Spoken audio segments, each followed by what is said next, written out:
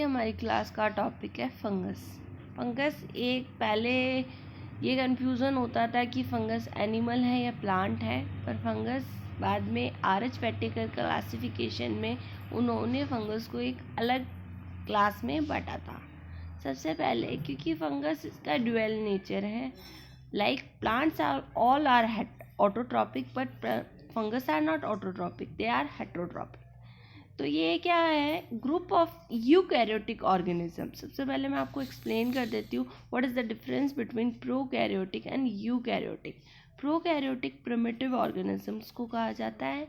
Eukaryotic मतलब होता है यू मतलब ट्रू न्यूक्लियस ऑर्गेनिज्म। प्रोकैरियोटिक में न्यूक्लियस वेल डिफ्रेंशिएटेड नहीं होता। दूसरी बात है वो सेल्फ न्यूक्लियर मेम्ब्रेन से कवर्ड नहीं होता, जबकि यूकैरियोटिक में न्यूक्लियस बहुत अच्छा वेल डिफाइंड होता है, न्यूक्लियर मेम्ब्रेन से कवर्ड होता है। प्रोकैरियोटिक में आपके जितने भी सेल ऑर्गेनेल्स हैं वो सब एब्सेंट रहते हैं। यूकैरियोटिक में वो सब प्रेजेंट रहते हैं, mitochondria, Golgi body, chloroplast.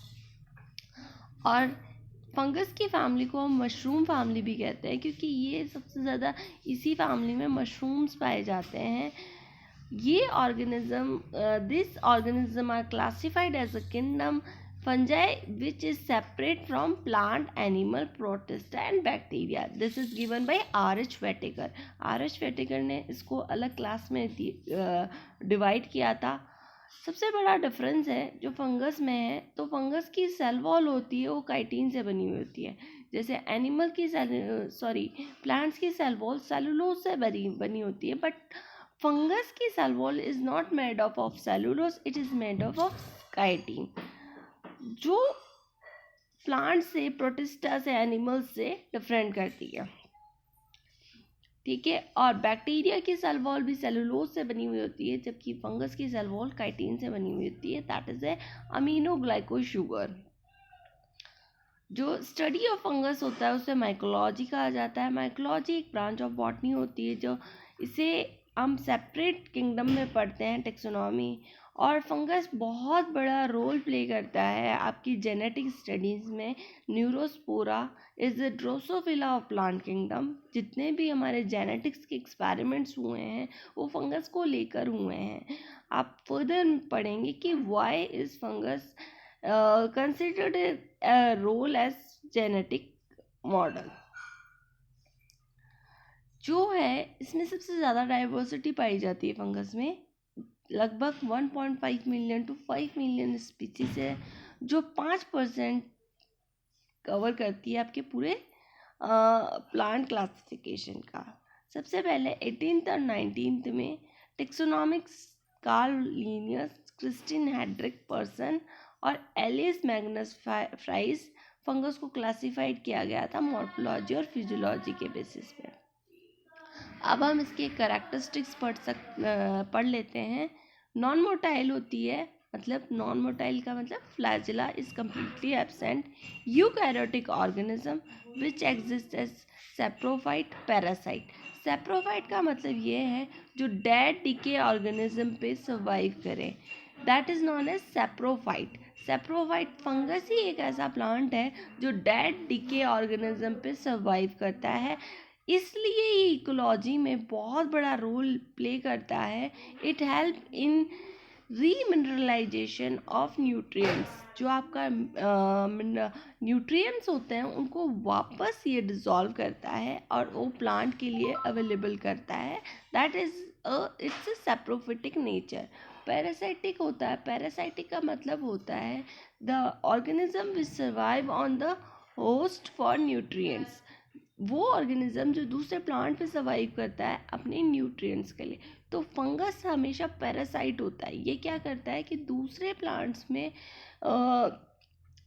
Survive करके उसको डिजीज़ कॉज करता है। तो जितनी भी प्लांट डिजीज़ होती है, एनिमल डिजीज़ होती हैं, वो फंगस की वजह से ही होती है, due to its parasitic nature. Possess differentiated nucleus as eukaryotic cell है, तो न्यूक्लियस इसका वेल डिफाइंड होगा। Surrounded by cell membrane, cell membrane से सराउंडेड होता है। Reproduce either by budding, forming spores, कि ये बर्डिंग से और स्पोर्स फॉर्मेशन से रिप्रोडक्शन करता है। नॉन फोटोसिंथेटिक, सबसे बड़ा जो फंगस में रोल होता है, इसमें क्लोरोफिल कम्प्लीटली एब्सेंट रहता है, कम्प्लीटली इसमें क्लोरोफिल नहीं प्रेजेंट होता है। फंगस कभी भी फोटोसिंथेसिस नहीं करता है। फंगस हमेशा अपना न्यूट्रिएंट्स दूसरे प्लांट से या डेड और डिके ऑर्गेनिज्म से लेगा। मॉर्फोलॉजी में ये सिंपल ओवल शेप में होते हैं, लाइक ईस्ट, सैक्रोमाइसिस सर्वेसी, ट्यूबुलर होते हैं, और इनकी बॉडी को हम हाइफी कहते हैं। Hyphae is a single filament like thread like structure which help in infection, जिसमें ब्रांचिंग होती है और बहुत सारी हाइफी मिलके माइसीलियम फॉर्म करती है। तो फंगस बॉडी माइसीलियम से बनी हुई है। जहाँ पे भी आप पढ़ेंगे वहाँ पे माइसीलियम टर्म आएगा।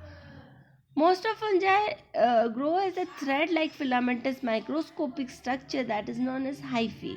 हाइफी होता है वो माइक्रोस्कोपिक फिलामेंट होता है जो 2 से 10 माइक्रोमीटर डायमीटर में होता है, सेवरल मीटर सेंटीमीटर लेंथ में होता है, और ये सारे कलेक्टिवली बनाते हैं माइसीलियम। ये सेप्टेड भी हो सकता है। सेप्टेड का मतलब है कि इसमें सेप्टा फॉर्मेशन हो सकता है। सेप्टा बीच में दीवार प्रेजेंट हो सकती है।